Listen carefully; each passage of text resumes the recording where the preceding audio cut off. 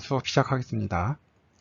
지난 2주 동안의 뉴메리컬 컴퓨팅, 즉 수치 계산을 해야 되는 그런 분야에서의 계산의 어떤 모습이라 그럴까요? 그 문제점에 대해서 살펴봤는데, 그럼 이제 오늘은 그러한 여러분들이 지금까지 배운 지식을 바탕으로 내가 어떠한 계산을 할 때 어떻게 하면 가급적 그 오차의 피해를 좀 감소시키면서 안정적으로 계산할 수 있을까 하는 문제를 종합적으로 한번 보도록 하겠습니다.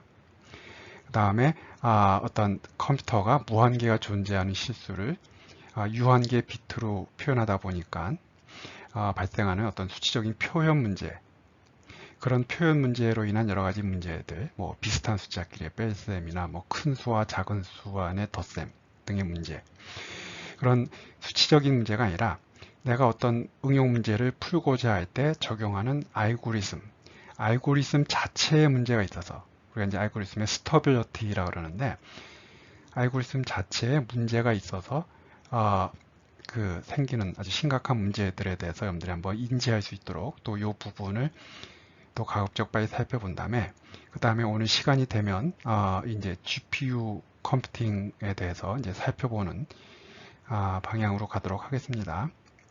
그래서 여러분들 이제 이 수업을 들을 때 내가 이 과목에서 이번 학기 추구하는 거는 뭐 많은 거를 이렇게 해갖고 여러분들 정신없이 몰아치게 할 생각은 없어요.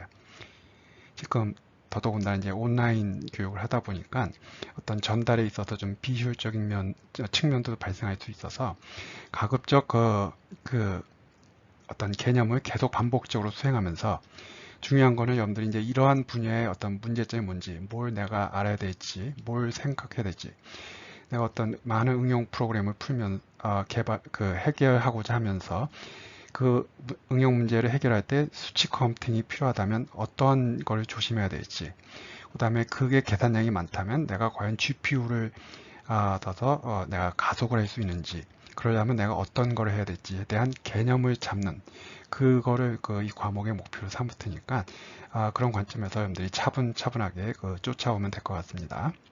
그래서 일단 이제 이 문제에 대해서 앞에 있는 이 문제에 대해서 한번 살펴보도록 하겠습니다.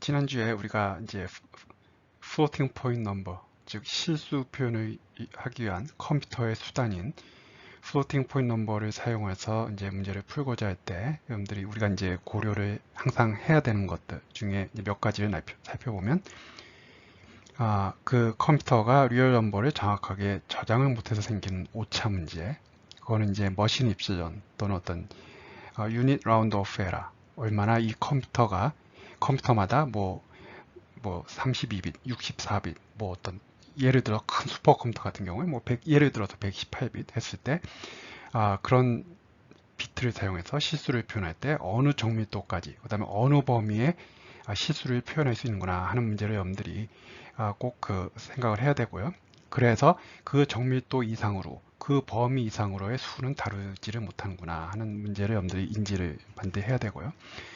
그 다음에 그렇게 정확하게 표현도 못한 숫자를 가지고 또 계산을 하다 보니까, 뭐 더하기, 빼기, 곱하기, 나누기 하다 보니까 또 발생하는 문제가 있을 수 있겠구나. 그리고 이건 경우에 따라서 심각한 문제이기 때문에 미사일 방어하는 시스템이 미사일도 하나도 못 맞추고 로켓을 쐈는데 이상한 방향으로 날아갈 수도 있겠구나 하는 그런 위험성에 대해서 여러분들이 인지를 해야 되고요.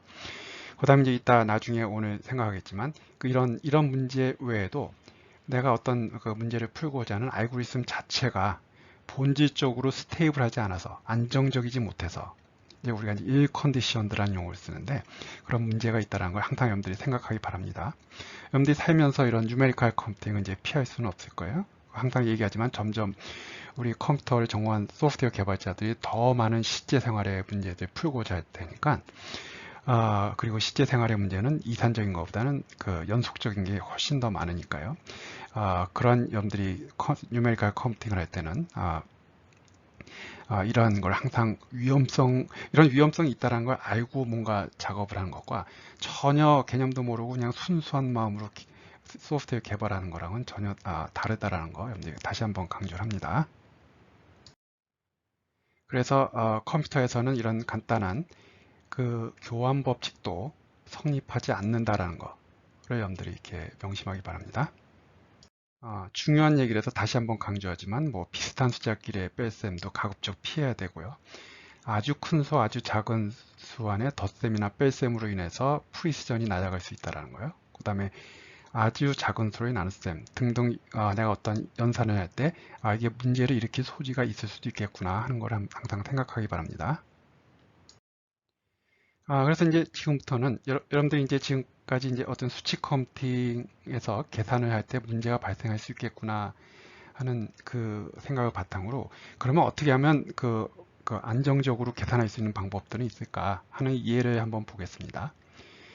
물론 여러분들이 막 수만 줄, 수십만 줄 소프트웨어 개발하면서 매 코드 한 줄 한 줄 이런 식으로 여러분들이 그 소프트웨어를 개발할 수는 없겠죠. 그런데 그래도 이런 식으로 사람들이 노력을 하는구나, 이런 식으로 생각을 하는구나 하는 걸 여러분들이 경험해 보는 거는 좋은 것 같아요. 여기 필요한 수학은 다 여러분들이 중고등학교 때 배운 정도의 수학을 가지고 이런 식으로 사람들이 생각하는구나를 여러분들이 배울 수 있는 좋은 예라서 한번 좀 가급적 빨리 보도록 하겠습니다.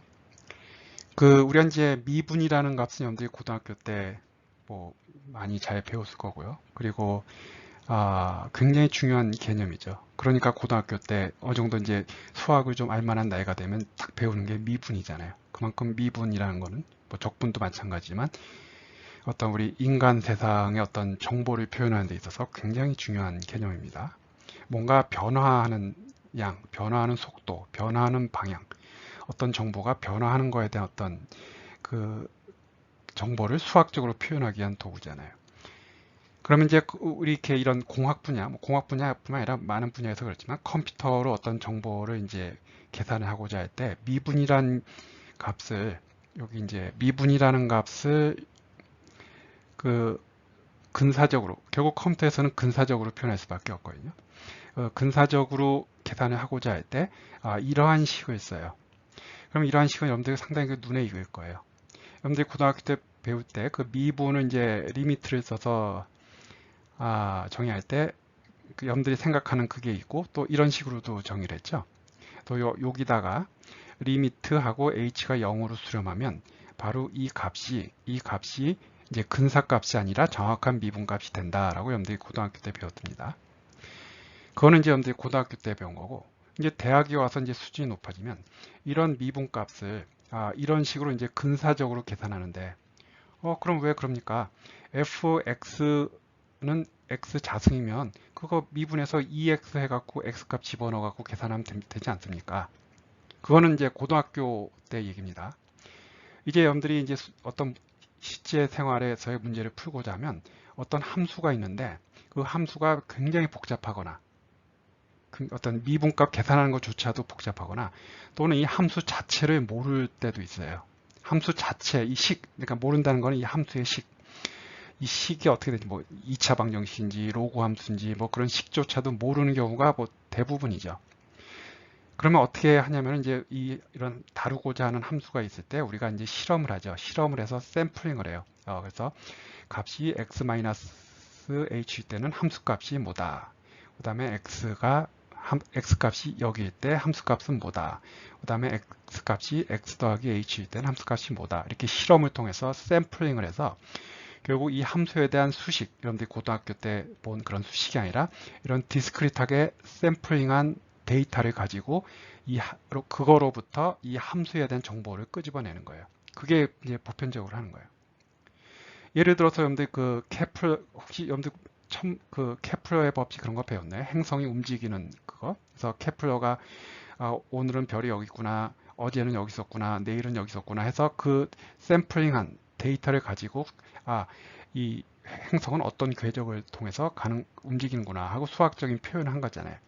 그래서 마찬가지로 여러분들이 실제 생활에서 다루는 이런 데이터, 정보들은 우리가 머릿속으로 이런 수학적인 함수를 표현하지만 그 수식을 모르기 때문에 이런 샘플링을 통해서 이산적인 지점에서 그 함수값을 추정을 한 다음에 추출한 다음에 경우에 따라서는 굉장한 비용을 통해서 실험을 통해서 이 데이터, 디스크리트한 위치에서의 함수값을 우리가 얻어낸 다음에 샘플링을 한 다음에 그거로부터 이제 이 함수에 값을 추정을 하는 이제 그런 방식으로 하는 게 이제 비일비재하게 합니다.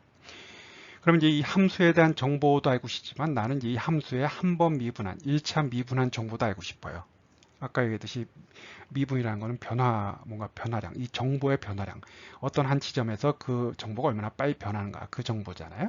그래서 이제 그 어떤 한 지점 있는데 그 지점에서의 그 함수의 이제 변화량을 알고 싶을 때 어차피 이제 함수의 수식을 모르니까 이렇게 이산적으로 그럼 이런 식으로 근사적으로 계산할 때 필요한 정보가 뭐예요? 여기에서의 함수값, 여기에서 함수값. 그래서 여기에서 함수값, 여기에서 함수값. 내가 아주 경우에 따라서는 굉장한 비용을 들여서 이 함수값을 갖고 왔는데 이 함수값을 가지고 이러한 식을 가지고 이러한 계산을 통해서 여기에서 미분값, 요 기울기 빨간 거를 지금 추정하려는 거예요. 이거는 근사입니다. 정확한 게 아니라 이렇게 이산적으로 추정을 하는 거죠. 여기에서 함수값 빼기 여기에서 함수값 빼기 2h로 나누면 결국 여러분들 이 식을 한번 잘 봐봐요. 이 식은 뭐예요? 요 점의 높이에서 요 점의 높이 빼갖고 요 2h로 나눈 거죠. 그러니까 요 점과 요 점을 연결한 직선의 기울기를 가지고 여기 x에서의 기울기를 지금 쓰겠다라는 거잖아요. 그런 식으로 그죠? 별거 아니네. 미분 뭐 이렇게 허접하게 추정하나? 예, 맞습니다. 이게 아주 흔히 쓰이는 나름 괜찮은 그 미분 추정 방법이에요. 물론 더 이론적으로 그럴듯해 보이는 방법들은 있지만 우리가 소위 얘기하는 오도가 높은 방법들은 있지만 보편적으로 우리가 다루는 대부분의 문제는 이런 식으로 미분을 추정해요. 그럼 그림으로 봤을 때 뭐 그렇듯하지 않아요? 뭐 이렇게 변한다 그랬을 때 요걸 가지고 여기서 이제 미분값 추정하는 거니까. 그래서 거기까지도 어떻게 보면은 뭐 그렇단데 근데 여러분들이 이제 수치 컴퓨팅 수업을 이렇게 듣고 있으니까 또 뭔가 이제 다른 사람과는 다른 시각이 얻어가겠죠. 그게 뭘까요? 그럼 바로 내가 이런 식으로 내가 이제 미분값을 추정을 해서 이 정보의 변화량을 잘 추정을 해서 내가 굉장히 부가가치가 높은 소프트웨어 만들겠다 했을 때 이 계산을 봤을 때 이제 이거는 뭔가 문제가 있을 수 있는 수식이구나 하는 게 여러분들 이제 좀 보였으면 좋겠어요. 일단 여기 두 가지가 있는데 h가 작아질수록 어떤 문제가 생기는지 한번 지금까지 여러분들이 배운 거 가지고 한번 생각을 해봐요. h가 작아질수록 좋은 건 뭐예요? h가 작아질수록 좋은 건 뭐냐면은 그 리미트가 h가 0에 수렴하면 이게 정확한 근사값이잖아요. 그리고 h가 0에 수렴한 상태에서부터 멀어질수록 뭔가 좀 정밀도가 떨어지겠죠.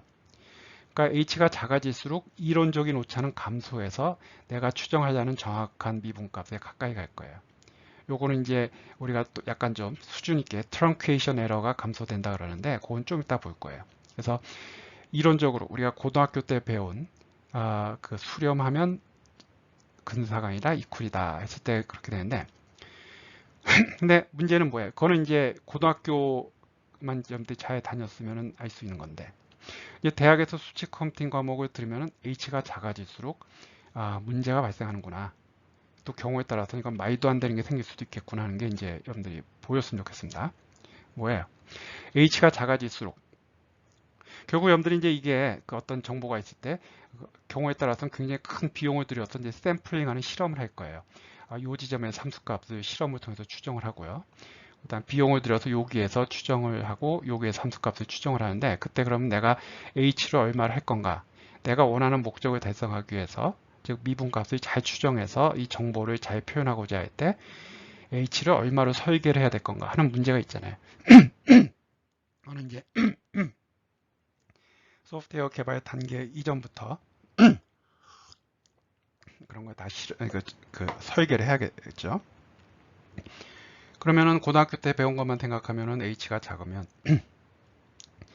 미분값을 더 잘 추정하겠지만 이 점들이 배우면 h가 작아질수록 h가 작아지면 fxx 더하기 h와 fx 빼기 h 값은 점점점 근사 같아지겠죠. 비슷해지겠죠. h가 작아질수록 이 값과 이 값은 작아지겠죠. 그러면 계속해서 강조하는 비슷한 숫자끼리의 뺄셈을 하지 마라. 왜? 뺄셈 했을 때 컴퓨터에서 계산할 때는 오차가 발생하잖아요. 근데 거기 하나 더 있어요. h가 작아지면 그 비슷한 숫자끼리에 개입된 오차가 굉장히 작은 값으로 나눠지니까 그게 확 더 증폭이 되죠. 그러니까 이중고예요, 이중고. h가 작아질수록 그 비슷한 숫자끼리의 뺄셈을 하면서 그 오차가 발생하고요. 그거를 더 작은 값으로 나눠버리니까 그 오차가 더 확 증폭이 되고요. 하는 두 가지 문제. 우리가 이제 유한계 비트를 사용할 때 생기는 한계로 인한 그 유효 숫자를 잃어버리는 loss of significance 문제가 발생을 하게 돼요. 그래서 h가 작아지면 그 이론적으로는 좋지만 이 식은 좋지만 h가 작아질수록 이게 이제 계산상에 컴퓨터상에서 계산에는 문제가 있겠구나. 그러면은 내가 이런 실험을 디자인할 때 어떠한 h 값을 쓰는 게 그래도 적절할까 하는 거에 대해서 사람들이 어떻게 생각했는지. 그래서 이거는 뭐 수치 컴퓨팅이라기보다는 여러분들 같이 공학을 전공한 사람들이 논리적으로 문제를 해결하기 위해서 어떤 식으로 생각을 하려고 노력을 하는지 그런 거를 여러분들이 한번 경험해 보는 차원에서 한번 보도록 하겠습니다.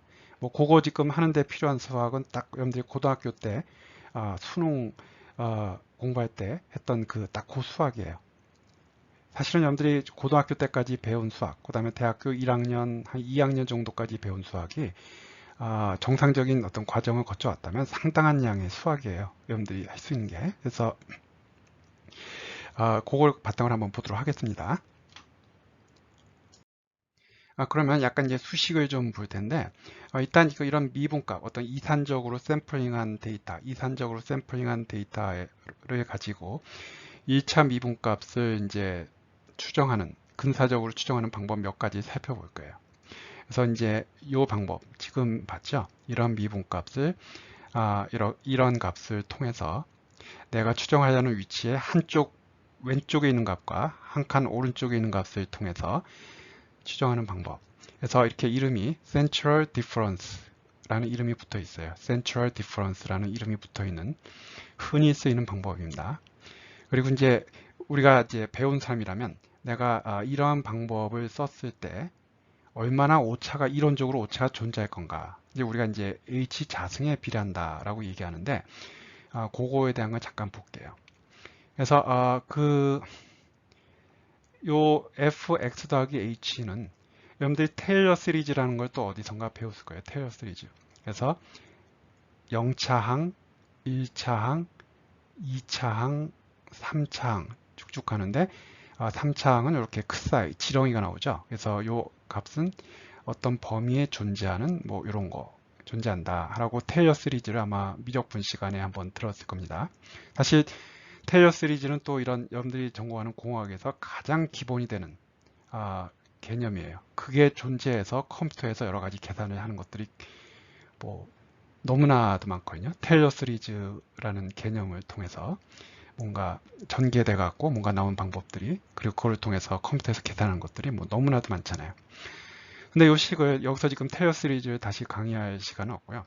뭐 함수 0차항 한 번 미분한 거, 두 번 미분한 거, 세 번 미분한 거.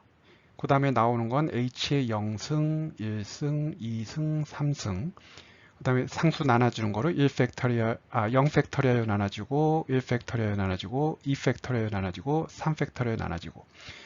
그래서 이게 무한대로 쭉 가면 이퀄인데, 여기서 자르죠. 자르면서, 이걸 이 범위, 내가 관심이 있는 범위 안에 존재한다고 알려진 어떤 값에 대해서 이렇다. 이렇게 무한대로 쭉 가지 않고서 잘라버리는데, 여기서 이게 이제 이 값을 이렇게 이제 이 어떤 함수값을 x 더하기 h에서 함수값을 x에서의 0번, 1번, 2번 미분한 값을 가지고 근사적으로 표현해 준 거잖아요.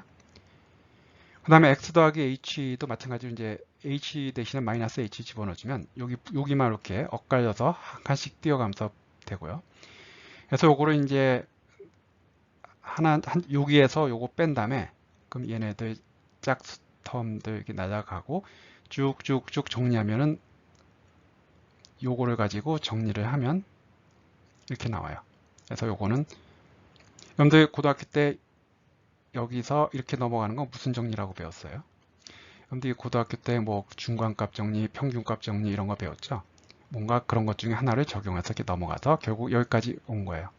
그래서 여러분들 이제 이 식을 한번 보면 이 사이값, 요 지렁이는 어떤 값인지는 모르지만 이 구간 안에 존재한다고 알려진 어떤 값에 대해서 한 번 미분한 값은 이 값, 이거 되는 거예요.